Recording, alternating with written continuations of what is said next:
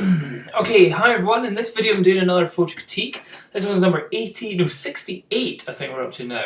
And what we've had is a guy called Jacob Box sending in his shots. He generally takes photos of skateboarding, but he's diversified the photos that he sent me as 5 photos. He says he's a 16-year-old studying A-level photography. Studying at school, I'd be quite interested to see what you actually learn from that. I'm quite interested to hear what you think is good about studying it at school and if you've actually learned anything from it. He said, I hereby give Dom Bauer the rights to replicate my images on YouTube channel and all that kind of stuff. But thank you very much.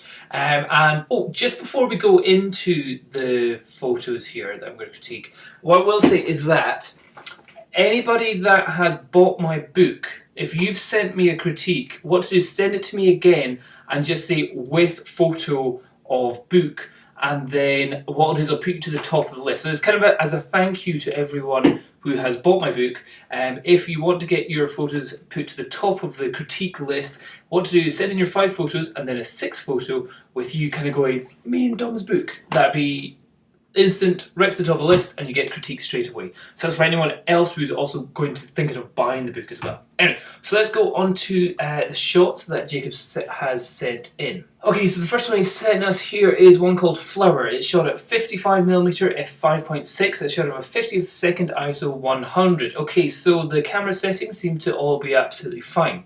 He says he likes this shot because of the vibrance of the flower and the location itself. I can't really tell what the location is. Is this a beach? Can't really tell. It's impossible to see.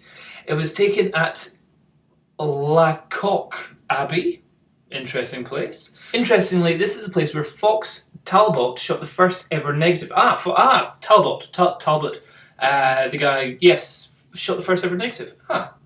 Interesting place. I wish I knew where it was though, that's the problem. Okay, what we'll do is I will agree with your vibrancy of the flowers is very nice. The great vibrancy of the colours of the green as well is very nice. However, the location, I cannot tell where it is.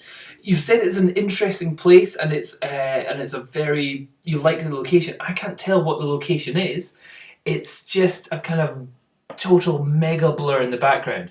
So what you've really tried to do here, you tried to do 2 things. You tried to get a nice picture of a flower and you've also tried to incorporate it in a nice location shot. However, it hasn't worked because we can't see the location or anything that makes it interesting. So here you should either focus straight on just getting a really nice flower shot, or we might also have seen the orange kind of, what do you call the center bit of the flower? I can't remember what that's called.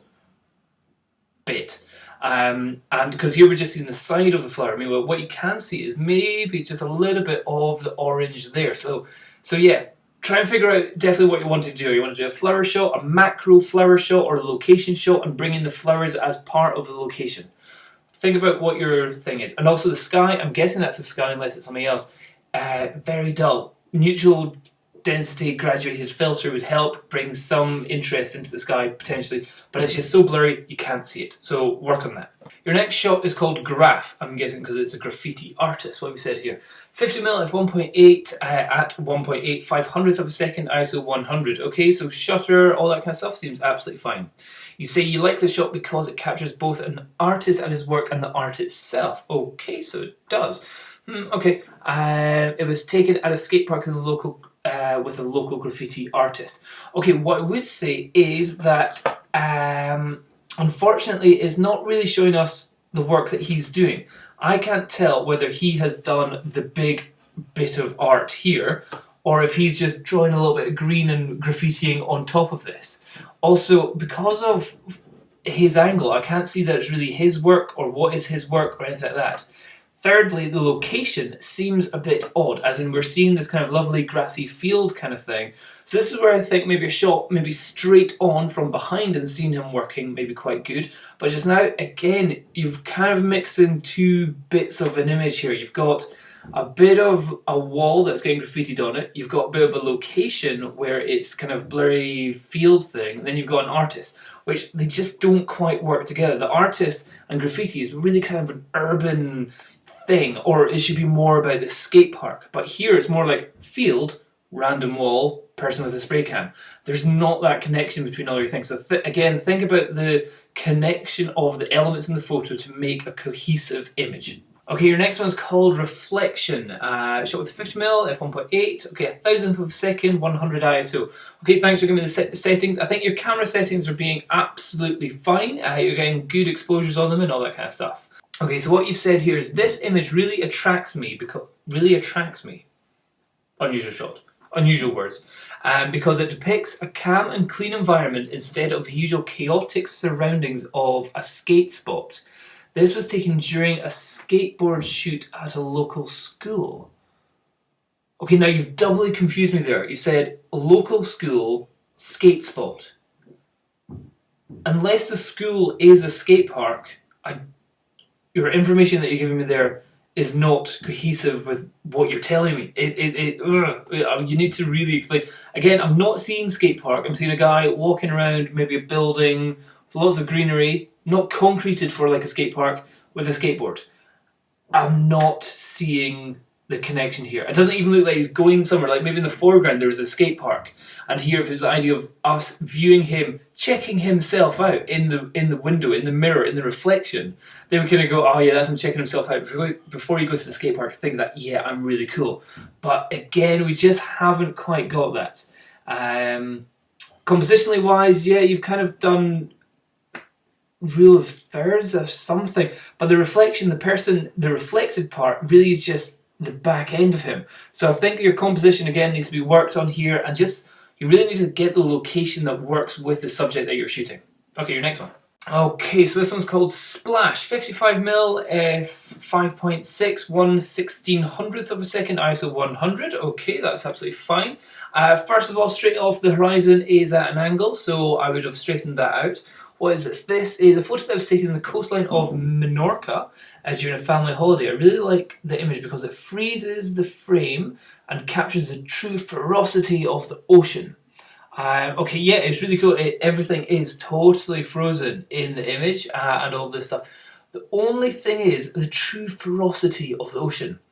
That's what I'm not seeing again. Okay, so whatever's happened here, the rocks are totally black, and I can't see the textures and the details of the rocks. So that, first of all, means I don't have a perception of the scale that we're looking at here. You know, if these are massive waves coming in, making massive splashes, or maybe there's a person on the rock, I can see that, oh my god, this is so ferocious. However, in the background as well, the sea doesn't look that ferocious. It kind of looks a little bit of a cloudy day, and it really looks more like somebody's thrown in some bubble bath, and this is just like this buzz coming off the sea, rather than massive scary wave. In fact, it kind of looks really small wave. It doesn't really show the ferocity which I would have imagined. I think you could definitely find a more ferocious sea. Okay, last one. This one's called Wurzels, 50mm f 1.8, 100th of a second, ISO 200. Okay, you're keeping your ISOs nice and low in all these shots. I took this photo at the Wurzels gig, where I was lucky enough to be the only photographer. I really like the colours and ambient light and the depth of field. Okay, you like the colours? Right, okay. What I'm seeing here is a very, very blue image. I don't know whether it came out this blue on your computer, but this looks like a cold, dark place. I'm guessing this gig was more fun and interesting. These guys are with banjos. This is like fun, interesting music. This really looks kind of creepy, kind of sad, kind of dark, kind of cold. The colours here don't complement the idea of the band here. Also, the lighting on the person that you've got, and the angle that you're at, the microphone is right in his face. Like, it's taken over all of his face. You can't really see him very well. There's no connection between him and the camera. The depth of field is fine, yeah, because we've got the blur of the microphone coming towards us, and there's nothing in the background that's really out of focus. But what's usually good in these kind of shots is the lighting. So getting shots where there's lights in the background, giving some hair light, or you know, some backlighting, or something like that. Here, it really just looks like a very lonely man in his basement singing to himself. So think about certainly in concert shots, it's not just about the singer, it's not just about the man doing the thing, it's about the location, it's about the band, it's about the lighting, it's about the stage. So think about getting more things in the shot. These shots are absolutely necessary, but here you haven't really captured him in his best angle or the best colours. I certainly wouldn't have gone for a kind of bluish tone like that. It also makes his skin look kind of purpley. So watch out for that. Think about your colours, think about your composition, think about the objects that you're taking photos of and how they create the image that you're looking for, that you're trying to make. Okay, Jacob, I hope that helps, and I hope to see some more of your stuff after you've done your A-level in photography. Speak to you later. Bye-bye.